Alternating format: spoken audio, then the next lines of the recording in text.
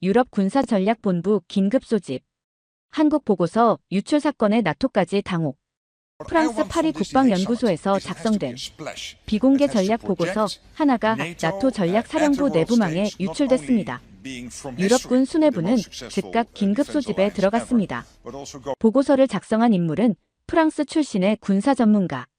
단 38페이지 분량. 하지만 그 안에는 유럽이 수십 년간 신봉해온 전차, 기동전 중심 전술 교리를 정면으로 부정하는 문장들이 담겨 있었습니다. 48시간 후 미국 워싱턴, 영국 런던, 독일 본, 폴란드 바르샤바에서는 긴급 세미나 개최 요청 공문이 발송됐습니다.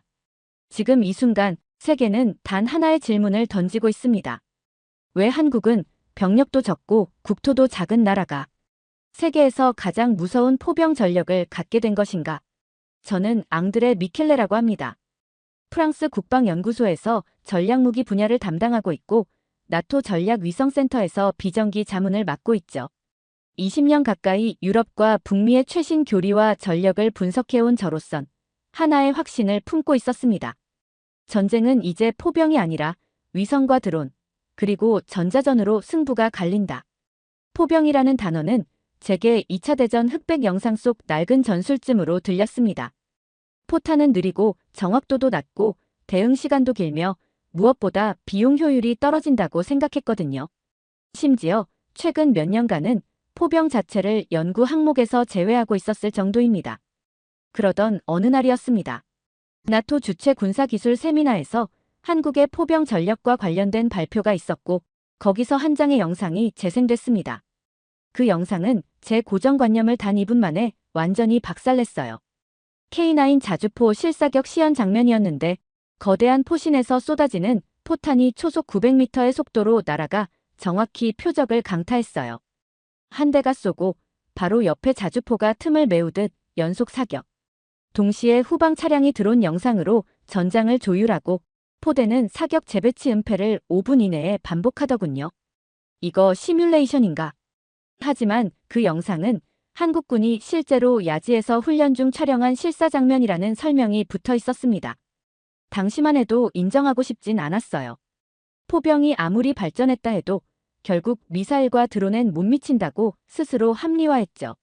하지만 그날 이후로는 잠들기 전에 무의식적으로 K9, 한화 디펜스, 포방부 같은 키워드를 검색하고 있더군요. 그러다 결국 한국 국방부로부터 뜻밖의 초청장이 도착했습니다. 유럽연합 및 나토 방산 자문단 초청 연수 프로그램. 당시 제 상사들은 대수롭지 않게 여겼습니다. 이번에 한국이 무기 수출 늘리려는 시기라 홍보 좀 하겠지. 하지만 인천공항에 도착하자마자 제 예상은 조금씩 어긋나기 시작했어요. 입국장도, 교통도, 군사보안 통제도 너무나 매끄럽고 정밀하게 움직이고 있었거든요. 첫 일정은 방위산업청과의 비공개 기술 브리핑이었는데 거기서부터 진짜 이상한 기분이 들기 시작했습니다. 화면에는 K9 자주포만이 아니라 K10 탄약 운반장 갑차, K11 사격 통제 시스템, 그리고 드론, 포병 연동 체계가 전부 연결된 거대한 네트워크 기반 화력 시스템이 펼쳐졌습니다. 이튿날 경기도 이천에 있는 실제 포병 전술 훈련센터를 찾았습니다. K9 자주포 포대가 사격 대기 중이었고 저는 관측소 측면에서 실사격 절차를 관람할 수 있었어요. 처음 포문이 열릴 때는 솔직히 조금 긴장했어요.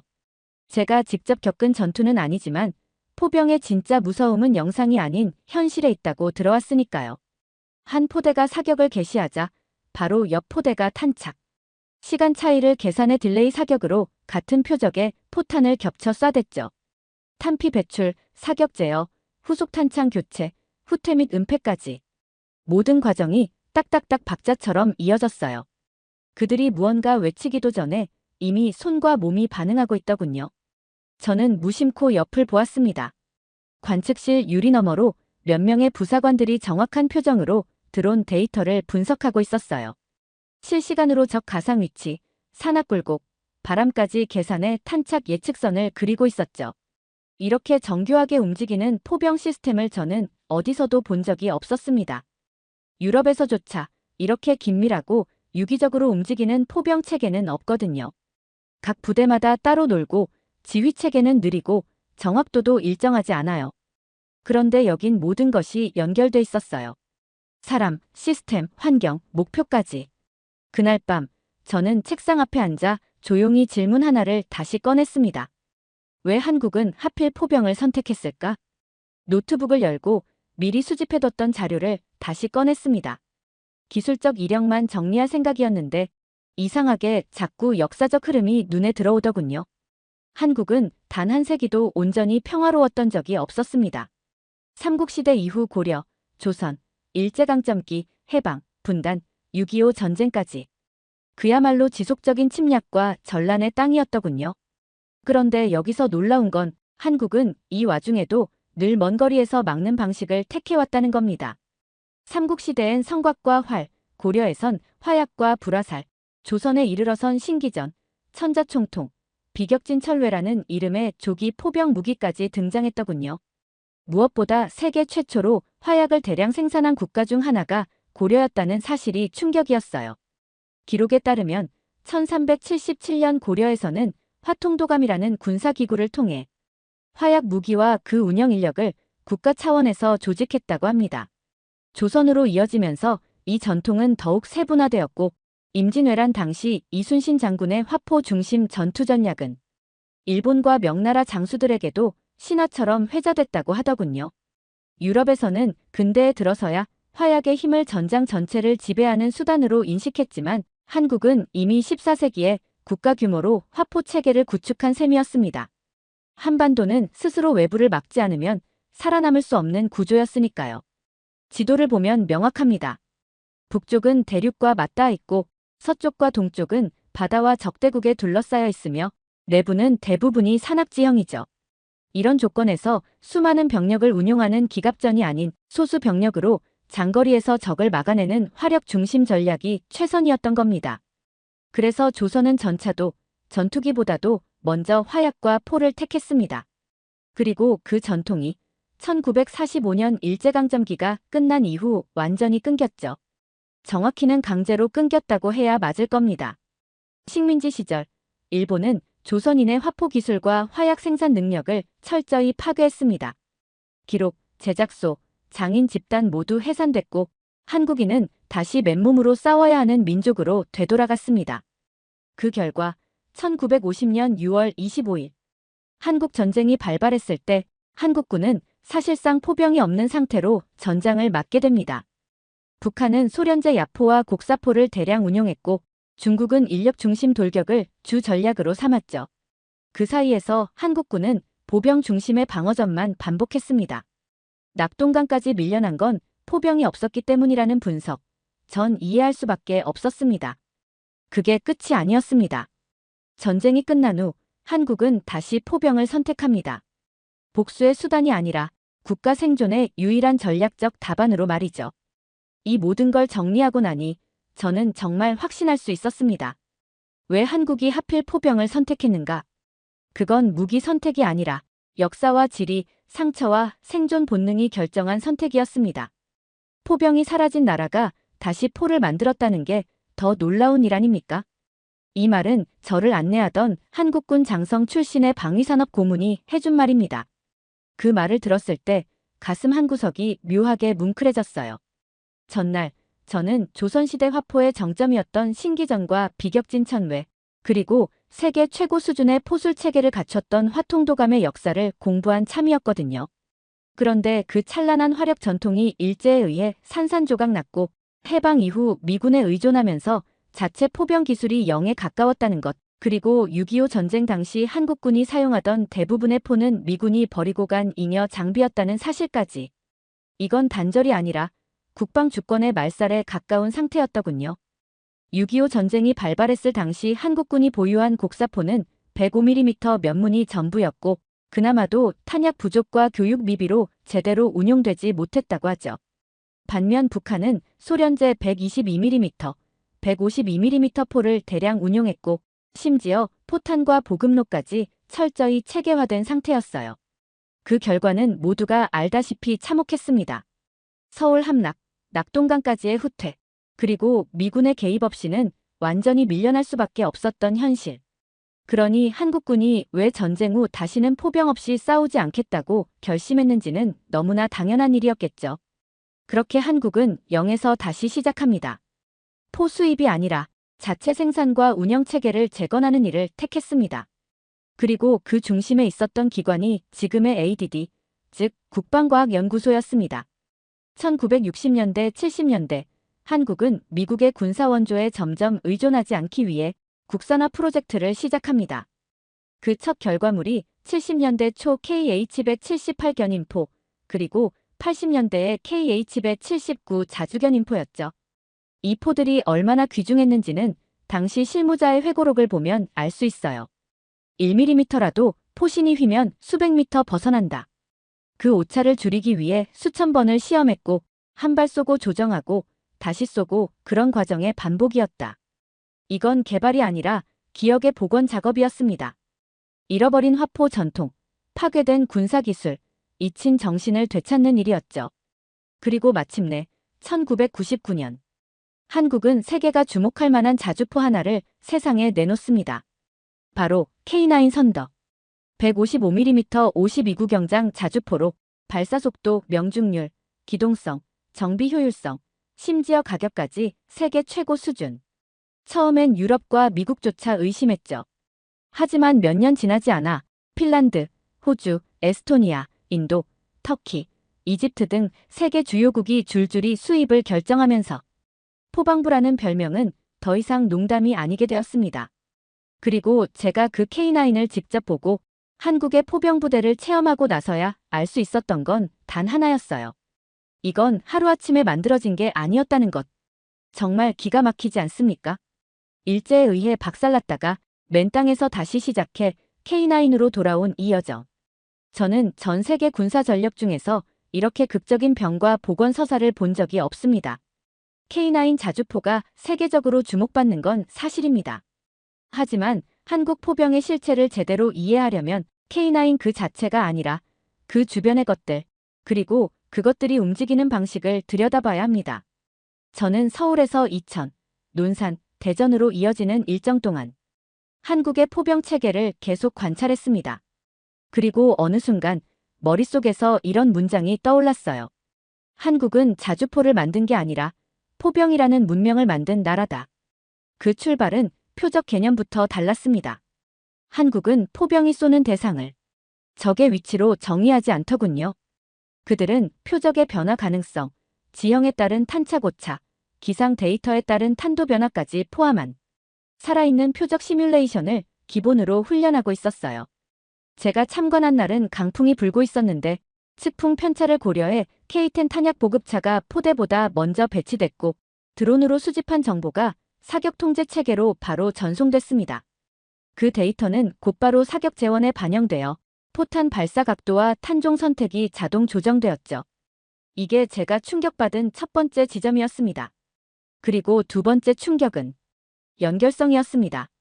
한국의 포병은 단일 장비가 아니라 포대, 탄약, 정비, 표적 탐지, 전장 통제 시스템까지 하나의 유기체처럼 움직이고 있었어요. 심지어 사격 후 재배치까지 평균 2분 내외. 다시 말해 적이 반격 사격을 날리기 전에 이미 포대는 위치를 옮겨버리는 겁니다. 여기서 K-10의 존재가 또 한 번 저를 멈추게 만들었습니다.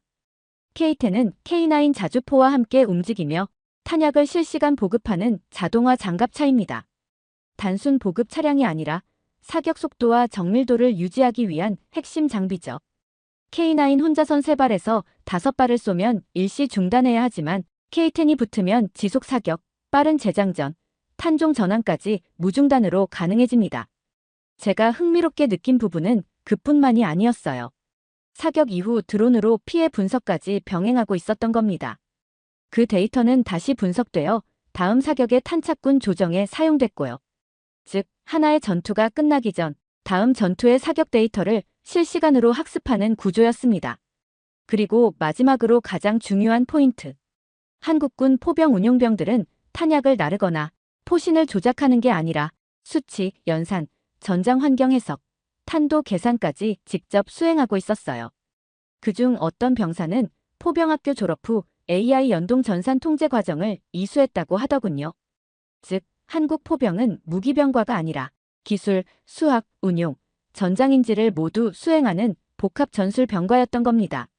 서방 국가들 대부분은 하나의 신형 자주포를 만들면 그걸 자랑하지만 한국은 신형 자주포를 만들고 나면 그걸 어디에, 어떻게, 얼마나, 어떤 순서로 투입할지를 먼저 계산하더군요.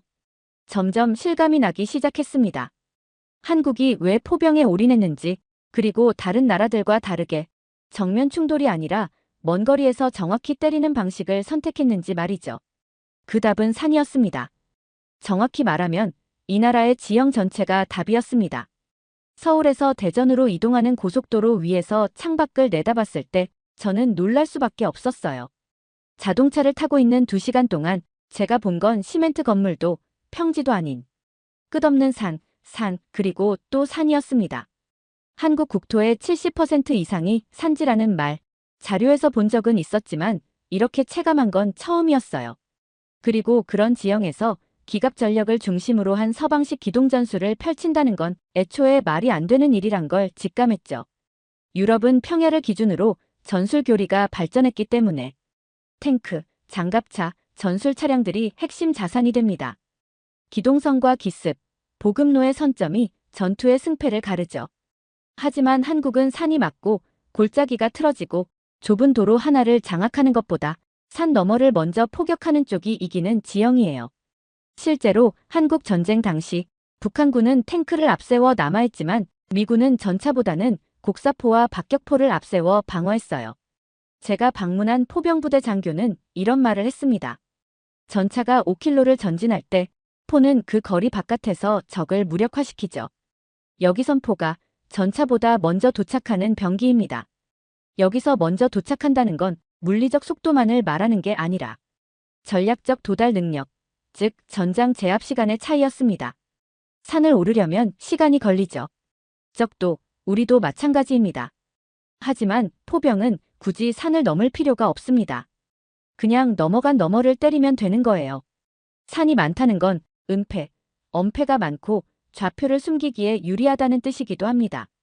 한국의 자주포는 쏘고 나서 3분 안에 위치를 바꾸고 산 능선을 따라 이동하며 추적을 피합니다.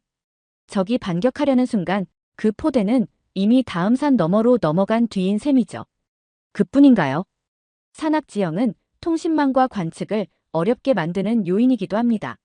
하지만 한국은 이를 극복하기 위해 드론 기반 실시간 정찰 체계, 초고속 데이터 통신망, GPS 대체용 로컬 센서 체계까지 구축해놨어요.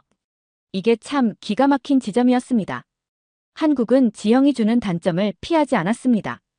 그 결과 이제는 산이 많다는 게 오히려 포병 전술에 유리한 전략적 환경이 되어버린 거죠. 게다가 한국의 적은 누구입니까? 북한은 병력 100만, 중국은 200만, 모두 전차와 대규모 기갑 전력을 갖춘 나라들입니다. 그들처럼 수로 밀어붙이기엔 한국은 인구도 자원도 부족해요. 그래서 이 나라는 수보다 거리, 힘보다 정확도, 기동보다 지형 장악을 택한 겁니다. 실제로 한국 포병 교리의 핵심 문장은 다음과 같다고 하더군요. 쏘기 전에 숨어있고 쏘는 순간 움직이고 맞기 전에 사라진다. 유럽에서는 지형을 극복하려고 기술을 발달시켰지만 한국은 지형을 이해하고 순응하는 쪽을 선택했고 그 선택이 오히려 포병의 최적화를 이끌어낸 전략 자산이 된 거죠. 한국에 도착하기 전까지 저는 이런 의문을 품고 있었습니다. 왜 저 나라는 포병에 그렇게 많은 투자를 하는가? 도대체 무슨 이유로 세계 3위 수준의 포 전력을 갖췄단 말인가? 그런데 이 질문은 단 하나의 숫자 앞에서 정리가 되었습니다. 바로 인구였죠. 현재 한국의 총인구는 약 5천만 명, 그중 실제로 병역에 투입될 수 있는 전투 가능 예비역은 약 300만 명 정도라고 하더군요. 수치상 많아 보일 수 있습니다. 하지만 이 숫자는 전면전 상황에 대비한 것이지 장기적 병력 유지나 재보급이 가능한 수치는 아니었습니다. 게다가 고령화가 빠르게 진행되고 있죠. 출산율은 0.7에 가까워졌고 몇 년 내로 20대 남성 인구가 급격히 줄어들 예정이라는 자료도 봤습니다. 군사적 관점에서 보자면 병력이 줄어들고 동원 가능한 자원이 한정돼가는 사회가 되어가는 겁니다. 그런데 한국의 지정학은 다릅니다. 북쪽에는 수십만의 병력을 운용하는 북한이 있고 그 뒤엔 중국이라는 인구대국이 버티고 있어요. 게다가 유사시 미군이 개입하더라도 1차 충격을 견디는 건 오롯이 한국군의 몫이 될 수밖에 없는 구조더군요. 그렇다면 해답은 단순해지죠. 적은 병력으로 많은 적을 상대해야 하는 상황. 이걸 해결할 수 있는 유일한 길이 바로 포병 전력의 강화, 그것도 압도적인 화력 투사력 확보였던 겁니다. 제가 실제로 포병단 훈련장을 찾았을 때 한 대대급 지휘관은 이렇게 말했습니다. 우리 목표는 간단합니다. 한 명이 10명 몫을 하는 전장을 만드는 것. K9 자주포는 5인 1조로 운용되지만 지속사격 중 탄약 공급과 통제는 대부분 자동화돼 있었습니다. 심지어 최신 사격 통제 장비가 장착된 포대는 원거리 무인 관측 정보만으로 명령 없이 표적 타격 준비를 완료하고 있었죠. 그리고 여기서 K10 탄약 보급차가 중요한 역할을 합니다. 보통 자주포는 일정 시간 사격 후 탄약 보급을 위해 중단하는데 K10이 있으면 사격 중간에 무정지 보급이 가능해지고 탄종 전환, 자동 로딩, 포대 간 연계 지원까지도 실현되죠. 적은 인원으로 장시간 고밀도 화력을 유지할 수 있는 구조입니다. 그리고 이 구조의 효율성은 수치로도 증명됩니다. 일반 포병 1개 포대가 투사할 수 있는 탄약수는 시간당 60발 정도입니다. 하지만 K9과 K10이 연계되면 그 수치는 최대 120발까지 올라간다고 해요. 사람 수는 그대로인데 파괴력은 2배, 반응 속도는 절반, 명중률은 세계 최상위. 그 어떤 군사 전략가라도 고개를 끄덕일 수밖에 없는 계산이었어요.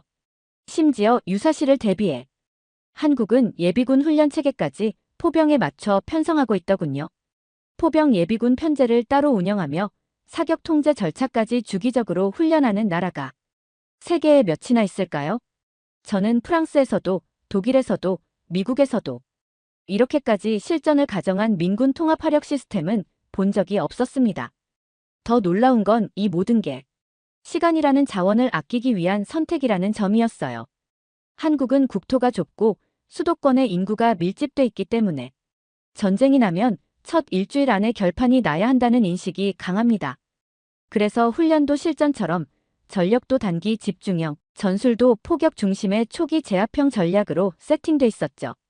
결국 이 나라는 병력이 부족하다는 약점을 화력은 절대 부족하지 않다는 확신으로 극복해낸 나라였습니다. 한국에 머무른 지 어느덧 열흘째 되는 날이었습니다. 그동안 저는 K9의 정밀 사격, 드론 연계 지휘체계, 산악지형 기반 전술 등 수많은 놀라운 장면들을 경험했어요. 하지만 그날 포병학교를 나서는 제게 한국인 교관이 이렇게 말했습니다. 우린 적이 너무 많아서요. 한 놈이라도 가까이 오게 두면 안 됩니다. 그게 한국 포병 전력의 진짜 핵심이라는 걸 며칠 뒤에야 이해하게 됩니다. 한국이 상대해야 하는 가상 적국은 하나가 아닙니다. 북한, 그리고 중국, 여기에 러시아의 전략 후방 압박 가능성까지 감안해야 하죠. 이 세 나라는 모두 대병력, 중화력, 다계층 침투 전술을 전제로 한 교리를 갖고 있고 한국은 국토가 좁고 수도권이 국경에서 너무 가까운 구조입니다. 서울은 휴전선에서 직선거리로 50km밖에 떨어져 있지 않습니다. 중국 단둥에서 인천까지는 비행기로 40분 거리, 심지어 북한 개성에서 수도권 남부까지는 포병 사거리 안쪽이에요. 이게 의미하는 바는 단순하죠. 적이 가까이 오면 이미 끝난다는 겁니다. 그러니까 한국의 군사 전략은 절대 접근을 허용하지 않는 선제, 억제, 그 중에서도 화력 중심의 원거리 타격 능력이 필수일 수밖에 없습니다. 북한만 보더라도 2020년대 기준 170만 명 이상의 군 병력, 1만 3천 문 이상의 포병 전력, 그리고 수천 기의 방사포와 자주포를 보유한 상태죠. 물론 기술 수준은 한국보다 낮지만 양으로 밀어붙이는 작전에는 아직도 강력한 위협입니다. 특히 장사정포 문제는 단순한 화력의 문제가 아니에요. 북한은 개성과 황해도 일대에 240mm 방사포와 170mm 자주포를 집중 배치하고 있고 이 중 일부는 서울 도심까지 도달 가능한 사거리를 갖고 있어요. 그러니까 한국은 포병으로 북한의 사격 전진선을 미리 제거할 수 있어야만 수도권을 지킬 수 있는 거죠. 그렇다면 근접전은 애초에 선택지에서 제외됩니다. 포병으로 선제 타격, 교란, 억제, 격파까지 끝내야 하는 구조인 거예요. 이건 중국도 마찬가지입니다. 한국과 중국 사이에 직접 국경은 없지만 동북 삼성 지역엔 100만 병력이 주둔 중이고 산둥 반도에서 서해를 건너면 한국 서해안과 매우 근접합니다. 게다가 중국은 수륙 양용 전단, 대규모 상륙 훈련, 전자전 기지까지 전면 충돌이 아닌 국지적 압박을 시도할 수 있는 전략을 보유하고 있죠. 한국 입장에선 이런 상대를 근접해서 맞붙는 건 자살행위에 가까운 거예요. 병력 규모 차이도 있지만 지형 특성상 지속적 보급이 어렵고 방어선이 넓기 때문에 기동전으로 상대를 막기엔 구조적 한계가 있습니다. 그래서 한국이 선택한 건 멀리서 본다. 멀리서 맞춘다. 멀리서 막는다. 그 중심에 K9을 비롯한 포병 전력이 있는 거죠. 그리고 이런 철학은 심리적 억제력으로도 작용합니다. 실제로 인도 중국 국경 분쟁에서 한국의 K9 자주포를 도입한 인도군이 장거리 타격 훈련 영상을 공개하자 중국 관영 언론에서 한반도형 포격 전략의 수출이라며 경계심을 드러낸 적이 있었죠. 한국에서의 마지막 주말, 저는 DMZ 근처에 있는 한 군사기념관을 방문했습니다. 전시관 중앙에는 6.25 전쟁 당시 북한군 포격으로 무너진 마을 사진들이 걸려 있었고 포격을 맞고 허물어진 교실, 포탄 파편에 찢긴 채 발견된 성경책, 그리고 사망자의 이름이 빼곡히 적힌 군번줄 벽화가 있었습니다. 한국군 관계자 한 분이 그러더군요. 우린 사실 전쟁이 끝난 적이 없습니다. 지금도 매일 전시처럼 삽니다. 그 말이 과장으로 들렸습니다. 하지만 한국 사회를 다시 돌아보니 모든 게 이해됐어요. 도심 곳곳에 설치된 대피소 안내표지, 전국 초등학교에 배치된 방독면 보관함, 휴대폰으로 수시로 수신되는 민방위 경보 시스템, 심지어 매년 돌아오는 예비군 훈련과 전국 단위 민방위 훈련까지. 그리고 그 중심에 늘 화력이 있더군요. 포병대 소속 예비역 병사와 잠시 대화할 기회가 있었는데 그는 저에게 이런 말을 남겼습니다. 할아버지가 6.25 때 포탄 맞고 돌아가셨어요. 근데 제가 포병 나왔어요. 그 소리를 내가 쏘면 안 무섭더라고요. 한국에선 포를 쏘는 사람은 단지 군인이 아니더군요. 그건 과거의 고통을 제 손으로 되갚는 역할이었고 2번 다시 당하지 않기 위한 행동이었습니다. 심리학자들은 이런 현상을 집단적 기억의 외상 회복 과정이라 부른다고 하더군요. 6.25 전쟁은 단 3년이었지만 한국은 그 기억을 70년째 기술로 바꾸는 나라였습니다. 미국은 월남전 이후 PTSD 환자들이 폭증했고 이스라엘은 6.1 전쟁 이후에도 수십 년간 참전 군인들이 고통받았습니다. 하지만 한국은 기억을 무기로 바꿨습니다. 그리고 그 무기를 포병 전력으로 체계화했습니다. K9 자주포의 등장도 그런 맥락에서 이해해야만 합니다. 국산 무기를 만들었다는 자부심이 아니라 다시는 뺏기지 않겠다는 집단적 선언이었어요. 한국에 오기 전 제 머릿속에 있는 전장이라는 개념을 꽤 단단하게 믿고 있었습니다. 공중 우위, 정밀 타격, 신속 기동, 그리고 전장 가시성. 그 4가지 조건만 확보되면 어떤 적도 이길 수 있다고 생각했어요. 그건 나토 연합훈련에서도 아프간 파병 당시에도 유효했던 이론이었고 저는 그걸 기반으로 보고서를 쓰고 제자들을 가르쳐 왔습니다. 하지만 지금 저는 그 믿음을 걷어내고 있습니다. 며칠 전 저는 경북 포항 인근에서 한국군의 전시 실탄 훈련을 참관했습니다. K9 자주포 3개 포대가 동시에 목표 지역을 타격하는 작전이었고 사격이 시작되자마자 현장은 전장 그 자체가 됐어요. 포격이 끝난 뒤 지휘관이 저를 조용히 불러서 이렇게 말하더군요. 지금 쏜 포탄은 전부 가상의 적군 보급로와 지휘본부를 타격한 겁니다. 방어전이 아니라 선제 타격 훈련이었습니다. 당황했습니다. 제가 알고 있는 한국군은 방어 중심 교리를 가진 군대였거든요. 그 순간 제 머릿속에 들었던 건 그동안 주장했던 전장은 유연해야 한다는 말이었습니다. 그리고 한국군은 그 유연성의 극단을 절박함을 기반으로 구축하고 있었던 거예요. 그들이 기동을 하지 않는 건 움직일 수 없어서가 아니라 움직일 이유가 없도록 먼 거리에서 끝내버리는 방식을 택했기 때문이었습니다. 그리고 이 방식은 제 사고방식의 뿌리를 건드렸습니다. 전쟁은 효율이 아니라 기억으로 작동한다는 것. 전술은 숫자가 아니라 환경과 조건으로 구성돼야 한다는 것. 무기는 기술이 아니라 민족이 가진 공포와 생존 본능의 결과라는 것. 내가 배운 전장은 이 나라 앞에선 틀렸구나. 서울에 돌아와 다시 국제 전략 보고서를 열람했을 때 과거 제가 직접 기술한 문장들을 확인했어요. 한국군은 병력수가 적고 지정학적으로 고립돼 있으며 화력은 일부 특정 장비에 집중되어 있다. 이건 오류였습니다. 병력이 적으니 포를 강화한 것이고 고립됐기에 자체 전략을 발달시켰으며 일부가 아니라 모든 전선에서 화력이 계산돼 있던 나라였죠. 귀국 비행기에서 내내 머릿속이 복잡했습니다. 비행기 안에서 노트북을 열고 전략적 타격 교리의 재정이라는 제목의 초안을 쓰기 시작했어요. 파리에 도착하자마자 저는 프랑스군 전략 분석소와 EU 군사위 공동 포럼의 연설 요청에 응했습니다. 21세기 유럽이 택해야 할 전장 모델, 한국. 처음엔 모두가 당황해 하더군요. 제가 워낙 보수적인 교리 쪽 인물이었기 때문입니다. 그런 제가 아시아, 그것도 전통적으로 방어 중심이라 여겨졌던 한국을 새로운 모델로 지목한 것이니까요. 유럽의 전장은 지금 실패하고 있습니다. 우린 러시아와의 국경에서 기동전을 택했고 중동 전장에서 정밀 타격에 의존했죠. 그러나 한 가지를 놓쳤습니다. 적이 압도적일 때 우리는 얼마나 빨리 막을 수 있는가? 한국은 그 질문에 답하고 있습니다. 청중은 정적에 빠졌고 숨을 고른 뒤 발표 슬라이드를 넘겼습니다. K9 자주포, 사격 재배치 시간, 드론 연계 실시간 포격 데이터, 그리고 예비군과 민간 기술을 통합한 생태계 기반 포병 전술까지. 어떤 대령은 물었습니다. 당신은 유럽이 포병 중심으로 돌아가야 한다고 말하는 겁니까?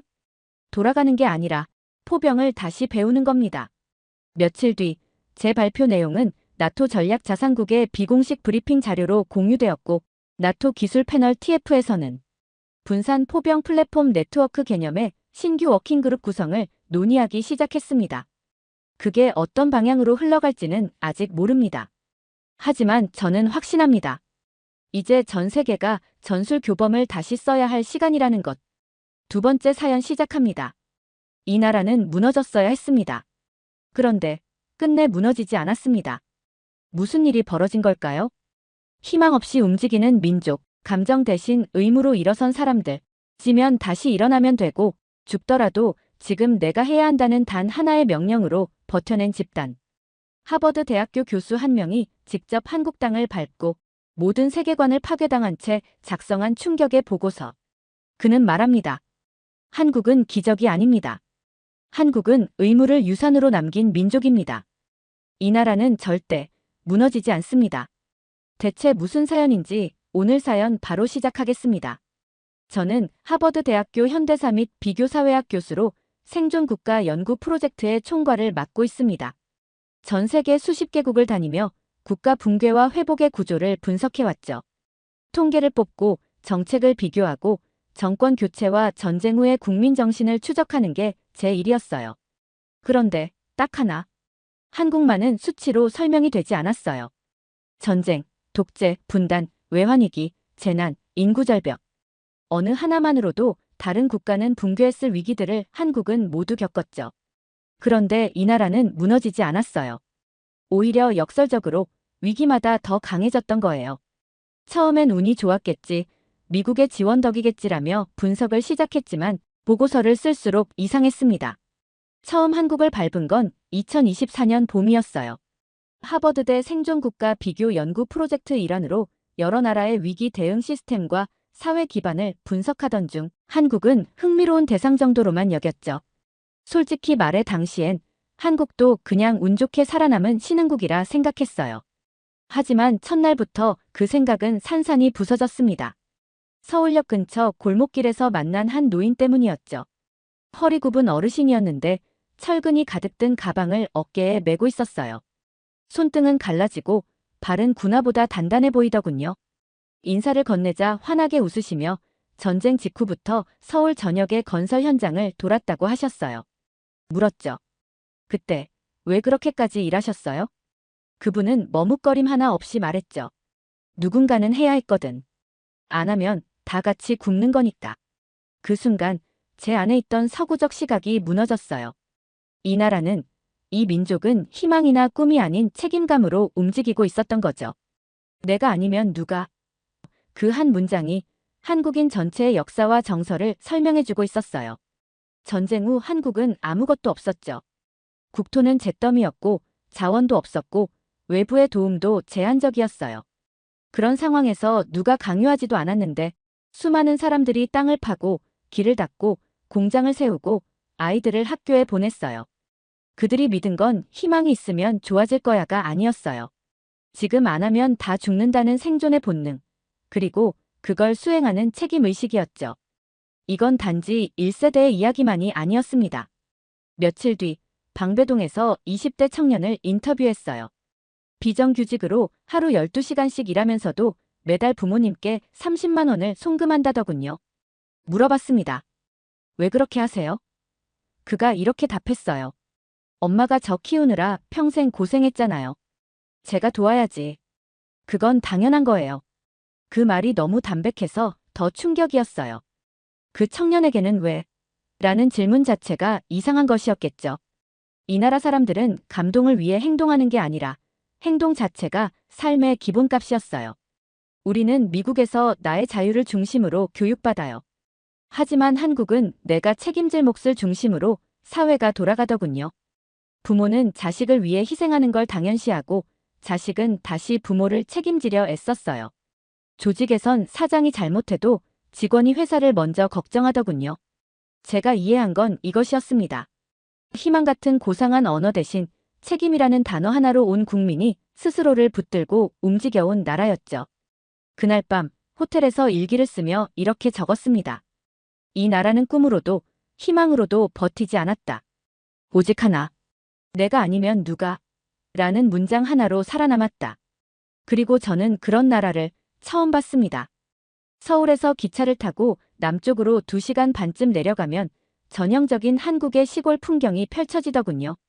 낮은 산등성이, 고즈넉한 논밭, 그리고 기와와 슬레이트 지붕이 섞인 마을들. 전통과 근대가 겹쳐진 이 풍경을 보며 마음속에 한 가지 질문이 떠올랐어요. 이 조용한 마을이 어떻게 국가 전체를 일으켜 세웠을까? 그 해답을 찾기 위해 경상북도 의성의 한 작은 마을을 찾았어요. 그곳은 1970년대 새마을 운동의 시범지역 중 하나였다고 들었죠. 지금은 대부분 노인이 살고 있지만 마을 입구에는 낡은 간판이 하나 걸려 있었어요. 잘 살아보세. 한국어로는 단순한 구호처럼 보일지 몰라도 제겐 하나의 암호처럼 느껴졌어요. 왜냐하면 미국이나 유럽에서 잘 살아보자는 슬로건은 희망의 다른 표현이거든요.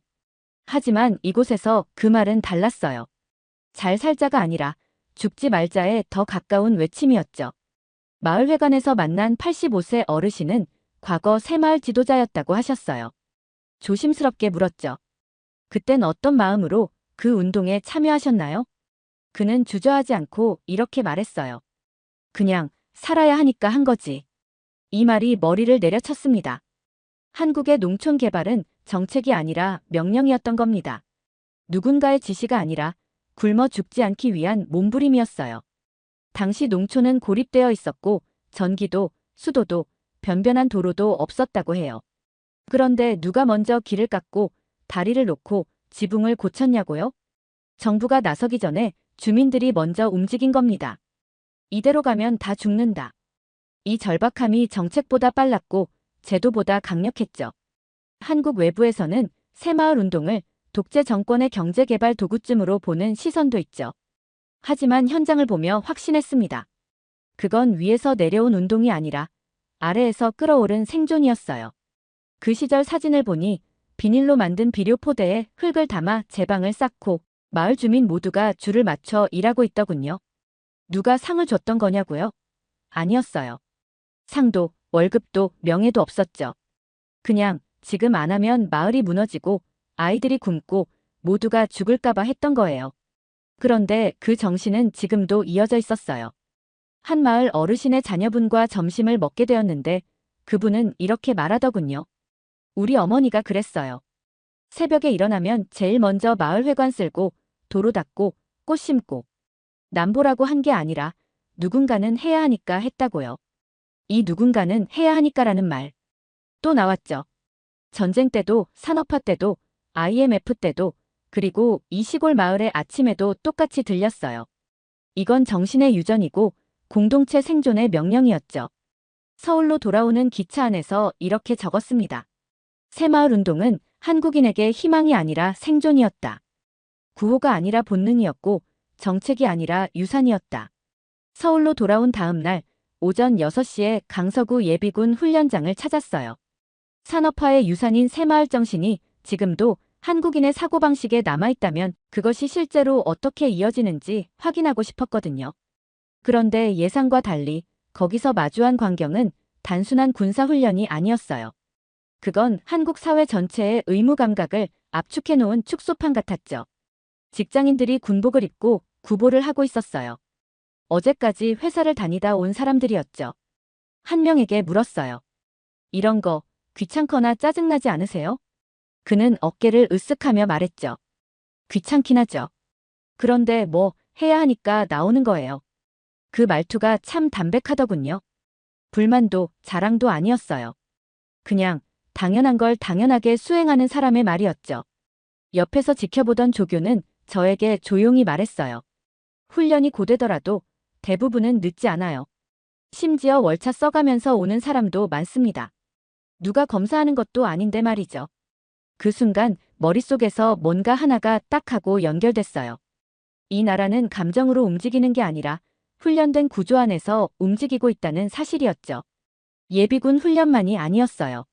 마트에선 계산이 늦어지면 사람들이 줄을 바꿔서 화내는 대신 조용히 기다렸고 지하철에서는 누구 하나 밀치거나 소리치는 일 없이 서로를 먼저 보냈죠.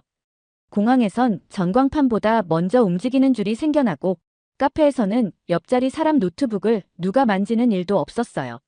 처음엔 이걸 의식 수준이 높다고 해석했어요. 하지만 조금 더 들여다보니 그게 아니었어요. 이건 의식이 아니라 습관이고 훈련이었죠. 누구도 예의 바르게 행동하라는 말을 하지 않지만 모두가 그렇게 행동하더군요. 부모가 자식에게 말하지 않아도 그 정신은 전달되고 있었고 군대가 끝난 뒤에도 그 규율은 직장과 일상에 스며들어 있었죠. 그리고 가장 놀라웠던 건 이 훈련된 의무감이 사회 전반에 적용된다는 점이었어요. 대기업의 중역도, 편의점 알바생도, 자영업자도, 심지어 학생들도요. 지금은 내가 책임져야 한다는 인식이 너무 자연스럽게 몸에 배어 있었어요. 방배동에서 만났던 한 어머니가 저에게 이런 말을 하셨어요. 애한테 늘 그러죠. 지금은 내가 하기 싫어도 내가 해야 할 차례라고. 미국에선 하고 싶은 걸 하라고 가르칩니다. 한국에선 지금은 내가 해야 할 타이밍이라고 가르치죠. 그 차이는 생각보다 깊었어요. 전자는 자유를 가르치고 후자는 책임을 가르치더군요.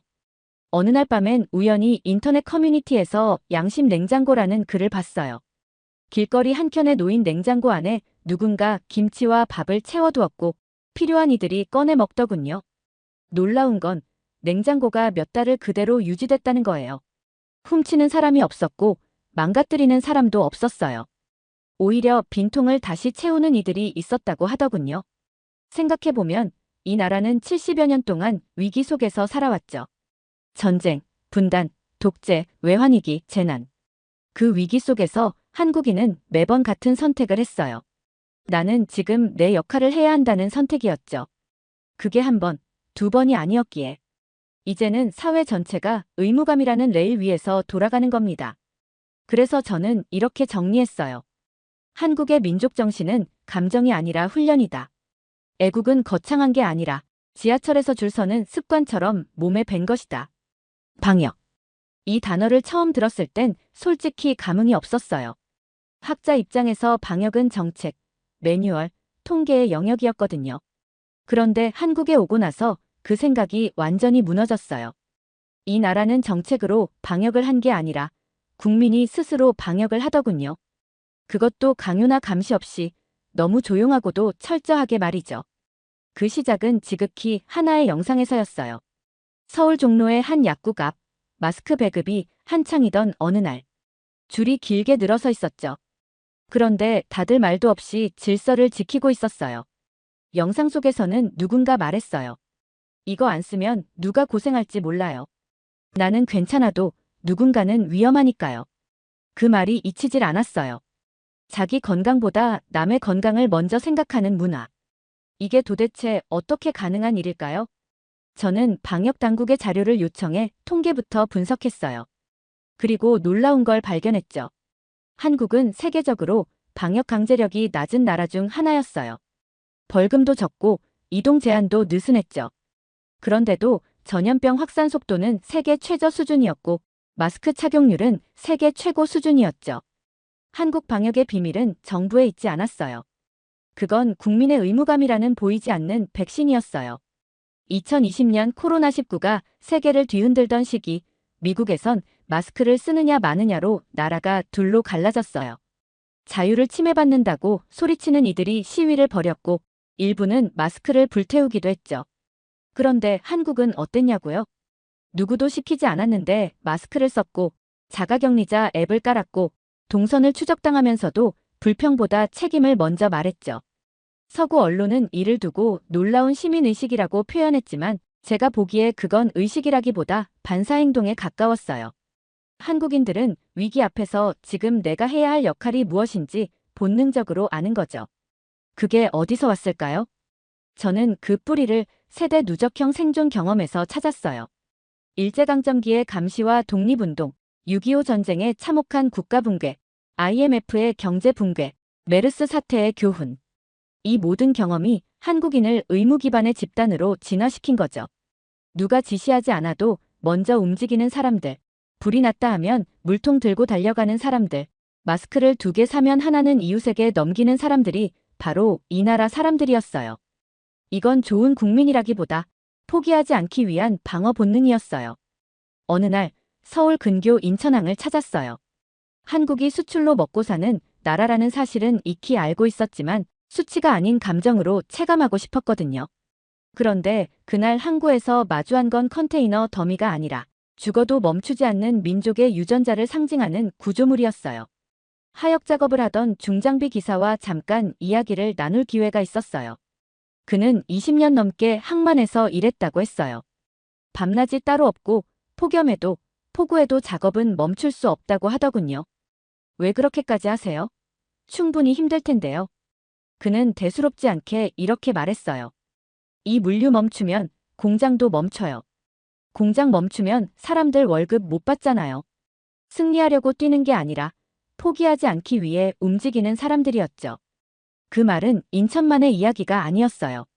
강원도의 산골, 대전의 기계공단, 전주의 시장통, 제주도 어촌까지 한국은 이기기 위한 열정이 아니라 무너지지 않기 위한 책임감으로 굴러가는 나라였어요. 미국에서라면 어떤 위기에 부딪혔을 때 사람들은 이길 수 있냐? 를 먼저 따지죠. 하지만 한국은 지면 끝이냐? 를 먼저 묻더군요. 지면 괜찮대요. 다시 일어날 수 있으니까. 하지만 포기하면 그땐 진짜 끝이라고 믿는 겁니다. 이런 철학은 어디서 왔을까요? 저는 그것이 바로 한국 전쟁이라는 민족적 기억, 그리고 그 이후 70년간의 절박한 현실 속에서 뿌리내린 절박한 생존의 철학이라고 느꼈어요. 영등포 공장가에서 만난 60대 기술자는 말했어요. 이 기술, 예전엔 일본 애들한테 배운 거예요. 근데 지금은요? 우리가 만들고 우리가 수출해요. 근데 그게 자랑스럽다기보다 그냥 안 멈췄을 뿐이죠. 이 말을 들으면서 저는 깨달았어요. 한국은 어떻게든 멈추지 않는 민족이었어요. 승자처럼 굴지 않아도, 주목받지 않아도 그저 매일 조금씩 전진하며 오늘도 버텼다고 말하는 사람들. 심지어 그 전진이 얼마나 대단한지도 본인들이 잘 모를 정도로 말이죠. 부산에 있는 한 조선소 앞에서 막 작업을 끝낸 조선공들과 막걸리를 나누며 들은 얘기가 있어요. 그들은 한국 조선업이 세계 1위라는 사실조차 별로 놀라워하지 않더군요. 우리가 하니까 되는 거지 뭐. 남들보다 잘해서 된 게 아니라 남들 포기할 때까지 안 나서 된 거예요. 그 말이 강하게 박혔어요. 이들은 최고가 되려고 버틴 게 아니에요. 그냥 멈추지 않았을 뿐이고 그게 곧 승리로 이어진 거죠. 다시 말해 한국의 DNA는 1등주의가 아니라 버티면 길이 열린다는 경험에서 탄생한 겁니다. 밤 11시 서울 지하철 안 지친 표정의 사람들 사이로 한 남자가 조용히 자리에서 일어났어요. 앞에 서 있는 아주머니에게 자리를 양보하며 아무 말 없이 고개를 숙였죠. 희망. 저는 이 단어를 학문적으로, 정치적으로, 심리학적으로도 수없이 다뤄왔어요. 그리고 대부분의 국가가 위기 앞에서 희망을 잃지 말자는 말을 가장 먼저 꺼내죠. 하지만 한국은 달랐어요. 이 나라는 희망을 얘기하지 않았고 심지어 그 단어를 거의 입에 올리지도 않더군요. 그래서 궁금했어요. 대체 한국은 뭘로 버틴 걸까? 답을 찾기 위해 저는 서울에서 남쪽으로 2시간 거리의 한 공단지대를 방문했어요. 낡은 판넬 건물들 사이에 위치한 중소기업, 그곳에서 30년째 일하고 있다는 용접工김현수 씨를 만났죠. 그는 어릴 적 아버지가 만든 작은 공장에서 일을 시작해 지금까지 하루도 쉬지 않았다고 했어요. 힘드셨을 것 같습니다. 그래도 희망을 품고 계속해 오신 거죠? 제가 그렇게 묻자 그는 웃음을 지으며 이렇게 말했어요. 희망이요? 그런 거 없었어요. 그냥 먹고 살기 위해 한 거죠. 그 말이 너무나 명확해서 오히려 당황스러웠어요. 저는 늘 희망이 사람을 움직인다고 믿었거든요. 그런데 한국인은 희망을 품지 않아도 움직였고 희망이 사라진 자리에서 책임이 올라오더군요. 강원도 태백 탄광 지역을 방문했을 때도 비슷한 장면을 봤어요. 광산이 폐쇄되고 마을이 텅 비어가는 와중에도 동네 이장은 버려진 마을회관을 청소하고 있었죠. 왜 아직도 그 일을 하느냐 물었더니 그는 이렇게 말하더군요. 누군가는 남아있어야지. 마을이 완전히 죽으면 다시 살릴 수도 없으니까. 생각해보면 K방역도 그랬어요. 포기하지 않는 DNA도 마찬가지였고요. 그리고 이제 확신할 수 있었어요. 한국은 희망의 나라가 아닙니다. 한국은 희망이 사라진 자리에서 의무가 작동하는 나라입니다. 그 사실은 교육에서도 드러나더군요. 서울의 한 고등학교를 찾았을 때 교장 선생님의 졸업식 축사를 들을 기회가 있었어요. 그분은 이런 말을 하셨어요. 여러분이 미래에 무엇이 되든 상관없습니다. 중요한 건 책임을 아는 어른이 되라는 겁니다. 그 말에 학부모들도 학생들도 고개를 끄덕이고 있었어요. 순간 미국식 사고로 생각했어요. 어떻게 감동 없이, 희망 없이 이런 말을 당연히 받아들이지? 하지만 이곳은 한국이었어요. 밤이 되면 서울 한복판엔 수많은 불빛이 꺼지지 않고 남아있어요. 그 안에서 누군가는 일하고, 누군가는 책임지고, 누군가는 다시 내일을 준비하죠. 그 불빛 하나하나가 꼭 이런 말 같았어요. 내가 꿈을 꾸고 있어서가 아니라 오늘 내가 해야 할 일이 있어서 아직 안 자는 겁니다. 제가 한국에 체류하던 마지막 주, 전국 곳곳에서 이상기후로 인한 피해가 잇따랐어요. 폭우로 산사태가 났고 도시 일부가 침수됐고 강풍에 공장 지붕이 날아갔다는 뉴스가 연이어 쏟아졌죠. 그리고 이상하게도 그때 제 머릿속에 들었던 생각은 단 하나였어요. 아, 이 나라는 또 무너질 수도 있겠구나. 그런데 절대 끝나진 않겠구나. 이상했어요. 미국에서라면 이런 상황에서 대중은 공포와 절망부터 느끼죠. 하지만 한국은 달랐어요. 누구도 절망하거나 흩어지지 않았고 또다시 정리하고 일어서고 붙잡고 밀어붙이더군요. 서울 서초동의 한 빌딩 지하 주차장이 완전히 물에 잠겼던 날 현장을 찾았을 때 놀라운 장면을 봤어요. 그날도 비가 쏟아지고 있었는데 빗속에서 양동이를 들고 물을 퍼내는 사람들이 있었어요. 관리 직원도 공무원도 아닌 주민들이었죠. 그 중에는 70대 어르신도 계셨고 고등학생으로 보이는 소년도 있었어요. 제가 다가가 왜 굳이 본인 일이 아닌데도 나오셨어요? 라고 묻자 그 소년은 이렇게 말했어요. 이건 제 일도 아니지만 아무도 안 나오면 그게 더 문제잖아요. 여기 다 물 차면 옆 건물도 피해보거든요. 그저 지금 자기가 안 하면 나중에 모두가 곤란해진다는 걸 본능처럼 알고 있었던 겁니다. 이 나라는 국가 시스템이 무너지기 전에 국민이 먼저 움직이는 나라였죠. 물론 위기는 계속되고 있어요. 인구 절벽, 고령화, 주거 불안, 저성장, 안보 불안. 한국 사회는 여전히 흔들리고 있어요. 심지어 젊은 세대는 이전 세대보다 삶이 더 고단할 수도 있어요. 하지만 저는 단언할 수 있습니다. 이 나라는 다시 무너질 수는 있어도 절대 끝나지는 않을 거라고요. 실제로 6.25 전쟁 당시 수도 서울은 4번이나 점령당하고 탈환됐어요. 전쟁에서 수도가 4번이나 뺏기면 대부분의 나라는 붕괴하죠. 하지만 한국은 수도가 넘어가도 나라가 무너지지 않았고, 심지어 피란수도 부산에서도 다시 행정을 재편하고 산업을 일으키고, 심지어 초등학생들이 교실도 없이 계단에 앉아 수업을 했다는 기록까지 있어요. 그리고 그 아이들이 지금의 한국을 만든 세대가 되었죠. 누가 시켜서 한 게 아니었어요. 그들은 포기하지 않는 게 자기 세대의 의무라는 걸 알고 있었던 겁니다. 이 사실은 과거에만 해당되는 게 아니에요. 오늘날에도 마찬가지입니다. 제가 공항으로 돌아가는 날, 택시 기사님과 나눈 마지막 대화가 아직도 마음에 남습니다. 기사님은 은퇴 후 다시 운전대를 잡으셨다고 했어요. 쉬고 싶지 않으세요? 제가 물었어요. 그는 웃으면서 말했죠. 쉬고 싶은 날이 하루 이틀이겠어요? 버텨야죠. 그것도 나이 든 사람 몫이니까요. 나이 든 사람 몫. 그 말이 그토록 위엄있게 들린 건 처음이었어요.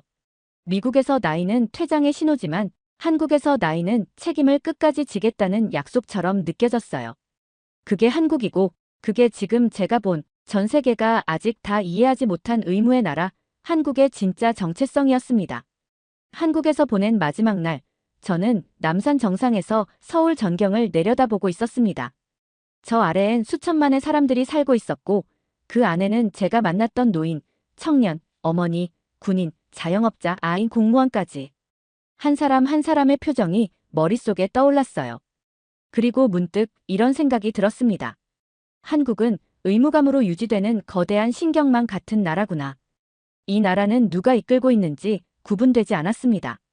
정부가 움직이기 전에 국민이 먼저 움직이고, 누가 시키지 않아도 각자의 자리를 지키며 누구도 칭찬받기 위해서가 아니라 그게 내 몫이니까라는 이유로 움직이더군요. 그게 정말 놀라웠어요. 왜냐하면 저는 국가 시스템이란 정부, 법률, 제도, 행정으로 움직인다고 배웠고 실제로 대부분의 나라가 그렇거든요. 그런데 이곳은 달랐어요. 정치가 흔들려도 국민의 의무감은 흔들리지 않았습니다. 경제가 출렁여도 시민들의 질서는 무너지지 않았고요. 재난이 닥쳐도 누군가는 반드시 그 현장에 있더군요. 저는 처음엔 이것을 정신력이라 표현하려 했습니다. 하지만 정신력이란 너무 추상적인 단어잖아요. 그래서 좀 더 정확한 표현을 찾았습니다. 이건 전설이 아니라 유산이다. 전설은 입으로 전해지지만 유산은 몸으로 계승되죠.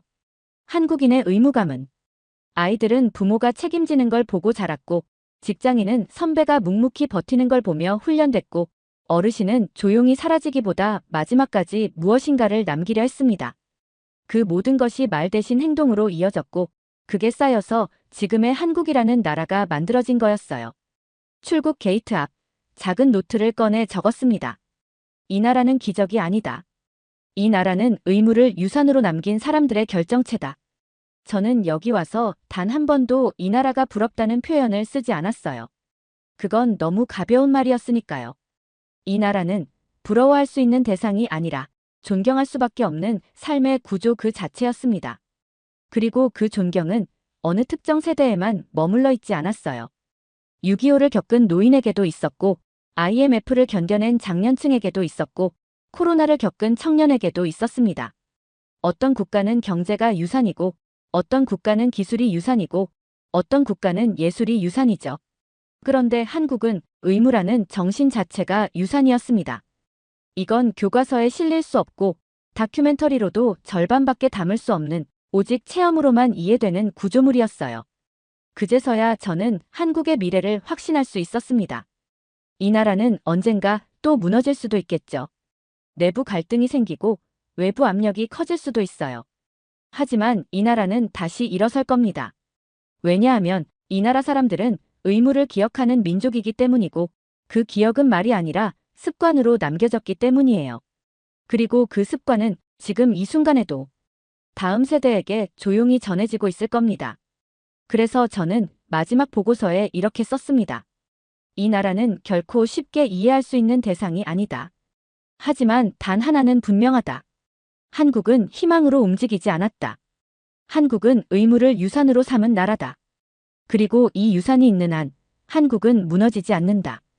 영상 일부는 무료 영상 소스를 활용했으며 편집 및 내용 구성은 감동 탐험이 직접 진행했습니다.